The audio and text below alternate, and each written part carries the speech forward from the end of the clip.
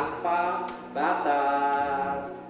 Ya, seperti biasa, sebelum kalian menonton video pembelajaran yang saya buat, pastikan kalian sudah like dan juga subscribe, karena like dan juga subscribe itu gratis.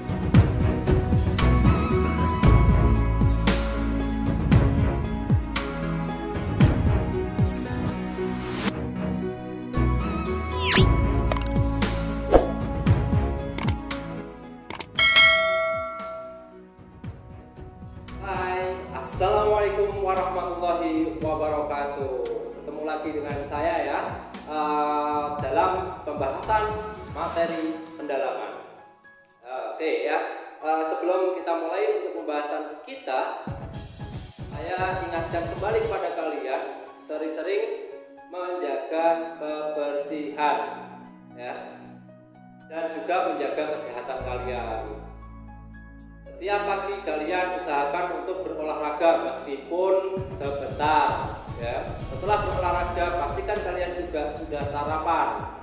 Setelah sarapan pastikan kalian mandi, jangan jorok-jorok ya. Kalau tidak mandi kalian tidak akan seger ya. Nah, setelah kalian berolahraga, sarapan dan juga mandi, maka kalian akan badannya seger, kemudian semangat untuk belajar kembali bersama dengan saya ya. Nah, itu saja yang dapat saya sampaikan dan ingatkan kepada kalian. Lanjut ya, kita langsung saja bahas materi pendalaman kita untuk yang selanjutnya. Nah, untuk pembahasan materi kita yang selanjutnya, kita melanjutkan materi yang kemarin ya. Kalau kemarin kita sudah membahas tema 5, subtema 2, pembelajaran 3 dan 4. Hari ini kita akan membahas tema 5, subtema 2, yaitu pembelajaran 5 dan pembelajaran 6. Nah, sebelum kita lanjut ke pembelajaran kita, marilah kita berdoa menurut agama dan kepercayaan kita masing-masing. Semoga Tuhan Yang Maha Esa memberikan kita selalu kesehatan ya. Nah, doa menurut agama dan kepercayaan kita masing-masing, persilakan.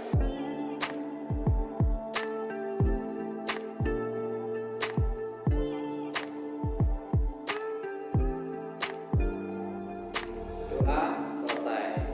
Nah, lanjut ya.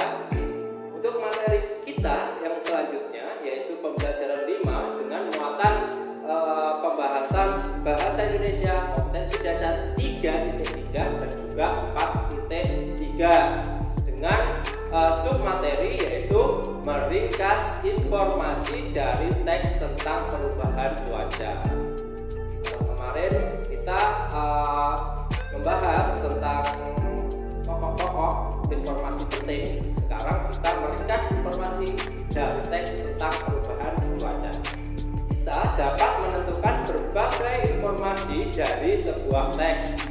Kita pun dapat menuliskan kembali informasi-informasi yang terdapat dalam teks tersebut. Setelah kita mendapatkan informasi-informasi penting, kemudian kita tulis ya. Kemudian dari informasi-informasi itu kita dapat menuliskan kembali dalam sebuah teks. Untuk menyingkat isi teks, kita dapat meringkasnya. Jadi dari teks bacaan itu kita dapat meringkasnya menjadi teks yang lebih pendek ya, berdasarkan informasi-informasi yang sudah kita dapatkan. Meskipun singkat, ringkasan tetap tersusun oleh kalimat yang efektif. Ingat kembali hal yang perlu diperhatikan saat membuat kalimat efektif. Lanjut ke materi yang berikutnya, yaitu muatan PPKN kompetensi dasar 3.4 dan 4.4, manfaat kerjasama dalam keberagaman bagian ke-1. Terciptanya kehidupan yang rukun ya, manfaat dari kerjasama dalam keberagaman. Yang pertama yaitu terciptanya kehidupan yang rukun. Yang kedua yaitu melatih diri untuk dapat menghargai perbedaan. Yang ketiga yaitu melatih diri untuk berpendapat dengan cara yang baik dan menghargai pendapat orang lain. Ketika kita berpendapat, terus teman kita juga berpendapat, jika pendapat kita berbeda, maka kita juga harus menghargai pendapat orang lain. Jangan egois, ya. Yang keempat yaitu meningkatkan pengetahuan dan kemampuan sebagai hasil dan interaksi saat bekerja sama. Yang kelima, ya, membuat pekerjaan menjadi lebih mudah dan lebih cepat selesai. Yang keenam yaitu meningkatkan semangat persatuan. Nah, itu manfaat dari manfaat dari kerjasama dalam keberagaman. Berikutnya, untuk materi yang berikutnya kita lanjut ke materi muatan matematika kompetensi dasar 3.4 dan juga 4.4 dengan submateri membandingkan dua pecahan yang berpenyebut sama. Masih ingat kan penyebut itu letaknya di mana? Pembilang letaknya di mana? Ya, pembilang letaknya di atas, kemudian penyebut letaknya di bawah. Kalau yang dibandingkan berpenyebut sama, berarti yang paling sedikit pasti lebih besar. Pecahan dengan berpenyebut sama dapat dibandingkan dengan cara membandingkan angka pembilangnya. Semakin besar pembilang, maka semakin besar nilai pecahan itu, ya. Nah,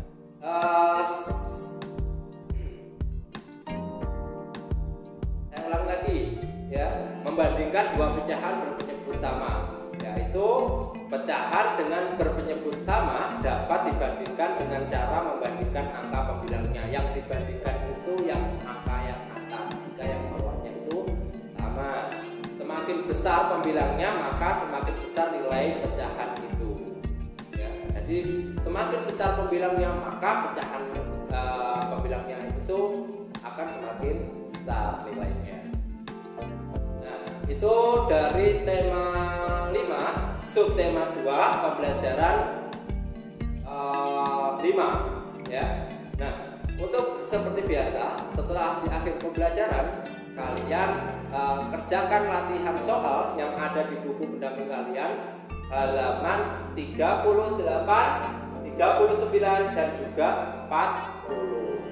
Saya ingatkan kembali untuk hasil dari latihan kalian atau tugas kalian bisa upload atau kirimkan ke link absensi tugas siswa yang ada di Google Classroom. Oke, lanjut ya. Untuk pembelajaran 6,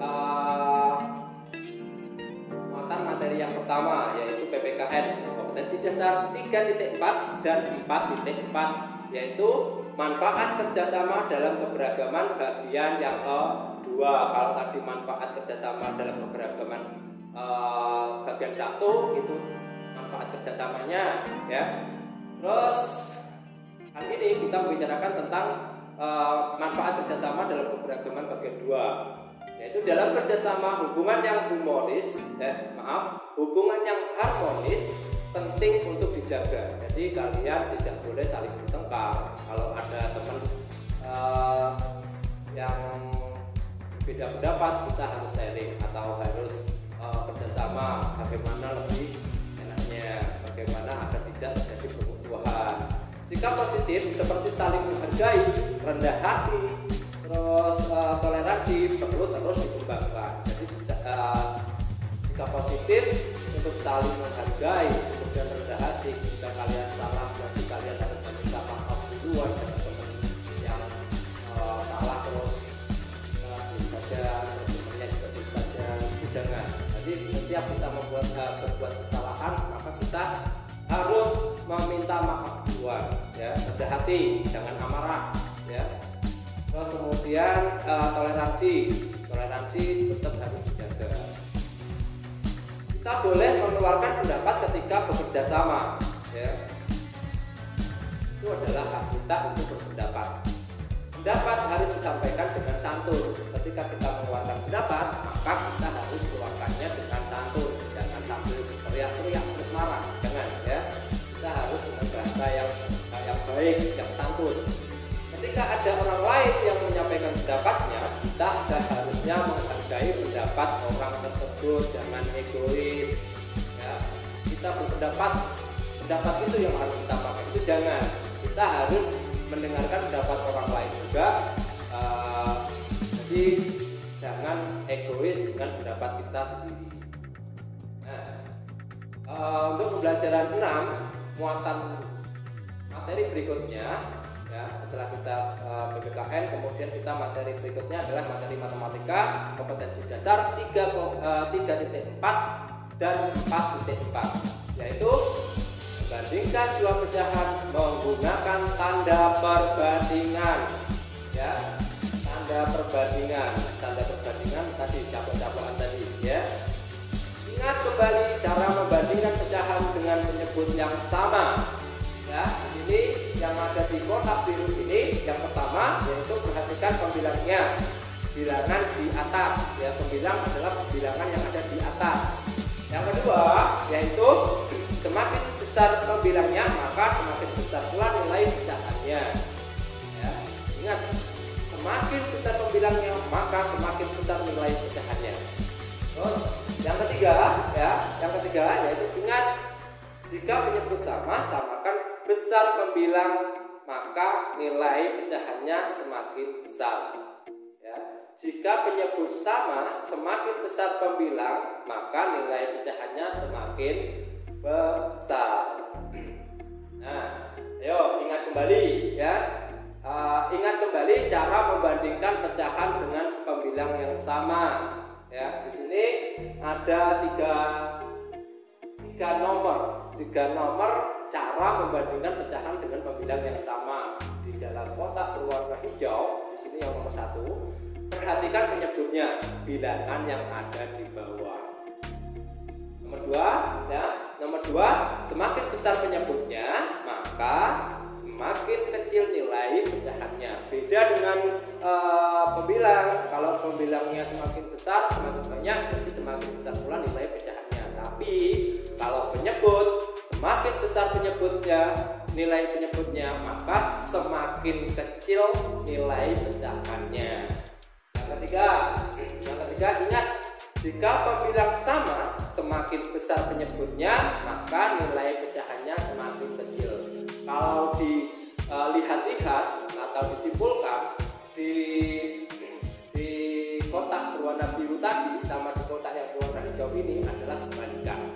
Ya, kebalikan dari kotak yang berwarna biru tadi. Lanjut ke materi berikutnya, yaitu muatan bahasa Indonesia kompetensi dasar 3.3 dan 4.3, yaitu menyajikan informasi dalam bentuk gambar atau bagan. Ya, banyak peristiwa yang terkait dengan perubahan cuaca, misalnya proses terjadinya hujan. Bagaimana proses terjadinya hujan? Kalian bisa lihat di YouTube atau lihat di Google atau lihat di buku pendamping kalian. Ya, proses terjadinya hujan merupakan siklus air yang ada di bumi. Siklus air tersebut dapat disajikan dalam bentuk gambar atau bagan. Nah, kalau gambar kita harus menggambar, ya, menggambar awan, kemudian menggambar laut, kemudian menggambar gunung, kemudian menggambar tumbuhan dan sebagainya. Ya, kalau bagan kita menggunakan kotak-kotak ya, itu merupakan bagan.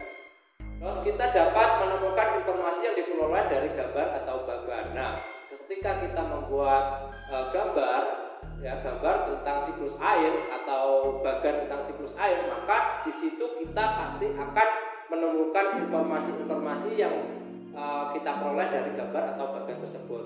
Ya, misalkan infiltrasi atau penguapan dan sebagainya. Ya. Nah, itu materi kita untuk yang pembelajaran 6. Nah, untuk akhir materi kita kali ini, saya memberikan tugas kepada kalian untuk mengerjakan latihan soal yang ada di buku pendamping kalian halaman 41, 43, 44 dan juga 45. Nah, itu saja yang dapat saya berikan materi pendalaman untuk hari ini ya. Semoga di masa pandemi ini kalian tetap semangat belajar meskipun kalian belajarnya di rumah ditemani sama saudara ataupun orang tua kalian. Ya, itu saja yang dapat saya sampaikan. Ada kurang lebihnya mohon maaf. Wabillahi taufiq wal hidayah. Wassalamualaikum warahmatullahi wabarakatuh. See you. Sampai ketemu lagi.